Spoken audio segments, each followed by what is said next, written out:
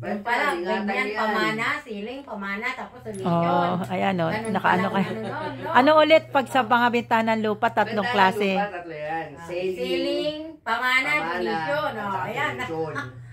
Yan ang Alam ko na rin yun. kung siling, binta. Oh. Sa selling kasi walang problema. Kasi it's either check or cash or bank transfer. Ayan, tatlo rin. Oh, tatlo. Cash, Oh. bank transfer, Oh. at saka cheque. Kike. Oh. Okay, yung tatlong yan. Bank, transfer, at saka Sa kike. Yan lang ang pwedeng Pwede ba pambayad. pwede na sa bangko? Gcash. Pwede nga yung bank transfer. Halimbawa, bangko mo, itatransfer ko sa bangko niya. Dahil ikaw magbibili ng lupa niya, ibabang transfer mo sa kanya. Or mag-issue ka ng cheque sa kanya. Pag may cheque. Ma-encash niya. Or magbibigay ka ng cash sa kanya. Yun lang. So sa lupa, yan ang isa Yun yung selling. selling. Okay. Yung, Pagdating naman doon sa sa mana naman, siyempre, doon yung pumapasok ng mga extrajudicial na sinasabi. Ano ba yung isa rin yun? Yun yung pinirma nung yung mga, di ba yung... kasi mana yun sa Dahil kanila. minana nila Ay, yung dapat. parang pinirman nila. Oo, yung pinirmahan nila para na...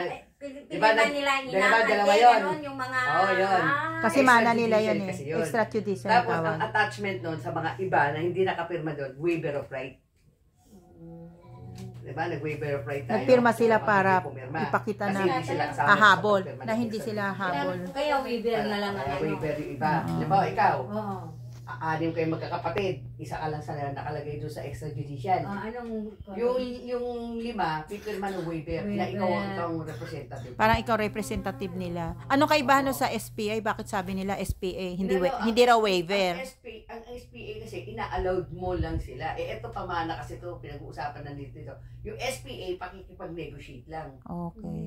Pakikipag-negotiate lang pero hindi sinabing hanggang sa bentahan o hanggang sa wala na kayong pakailan. Hindi ganoon.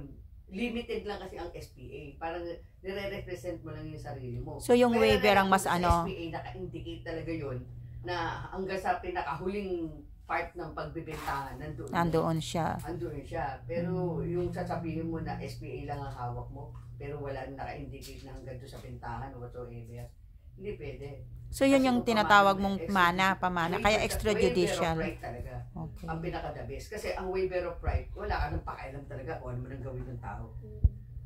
Winib mo na nga yung right mo eh, kumbaga. Ang ano ko lang doon, bakit ang extrajudicial, mana yon? Pero hindi ko naman mana yon, binili ko rin yun eh. So selling din yon. Sila ang pumirma, hindi naman ikaw eh. Hindi naman ikaw ang pumirma. Sila ang pumirma, Yung extrajudicial. pinagbilihan mo, gano'n. So kaya extrajudicial. Kaya, Naiintindihan ko. okay.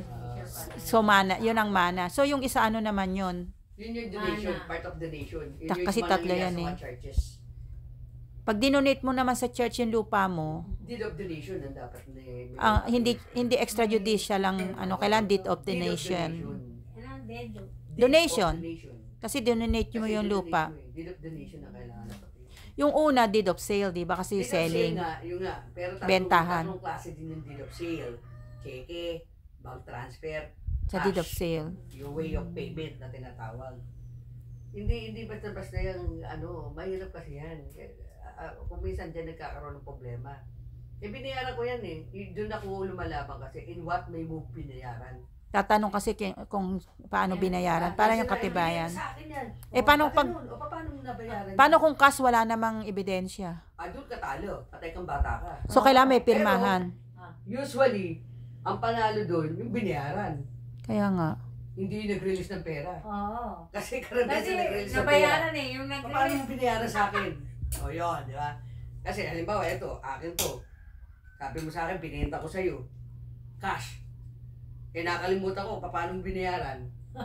Parang katulad ko, minsan nakakalimutan. Maglabas ka sa akin ng patunay na binayaran mo sa akin. Minsan nakakalimutan. Ito yung akin talaga, nakapangalan sa Unless akin. pag cheque, may Ayan o, may tatak ng pangalan ko yun, akin to. As in, akin to. Ganun yun eh. Ngayon, sasabihin mo sa'yo, paano magiging sa'yo? Akin nga ito. Binayaran mo ako. Kailan mo ako binayaran? Nung ganito araw.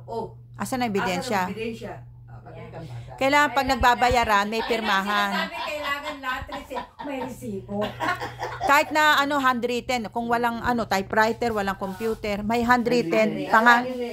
Ano yung pangalan na nagbenta at pangalan ng bumili? Nakalagay, I received the amount of this. Kailan pa ba na witness? Pag ganun. Kailangan ng witness? Hindi na. Oo, kasi kailangan. So, kailangan pa rin ng witness. Kailangan pa rin. Laging in any. So, tatlo yan. Ano naman yata, kailangan ang witness kung mga ganyang Oo. bagay na. Pero kung walang witness, at least nagkapirmahan, okay Oo, lang. okay lang. Pero yung sa cash, alam mo, cash payment, hindi ka walang pirmahan. Tapos, kailangan mo talaga witness dyan. May- About so sa mana, yung extrajudicial ang kailangan. Tapos do sa donation, pag deed of donation, wala ka na ring habol doon kasi binigay mo na. Donate mo na yun eh. Okay. Wala ka nang hapon. Considering, binenta mo na Parang rin yung yun. kapilya dyan, dinunit lang yata yan. So ano na yan, deed of donation na yan. Siguro, hindi ko naman alam. Dinunit lang ng Manong Arting yan. Yung kapilya dyan. Kaya yung mga, Oh. Kanya yan eh. kaya yung mga religious. Akala ko kay manang Antitita? antitita. Hindi. Ang sabi ko pa naman galing kay Kaya pagka may antitita. mga kausap ko yung mga, Kay ano, Manong Arting yan talaga. Oh, si Manong Arting pala yung Oo, nakita kay Manong natin. Arting yun. Lupa ni Manong Arting yun. Hindi kay Antitita yun.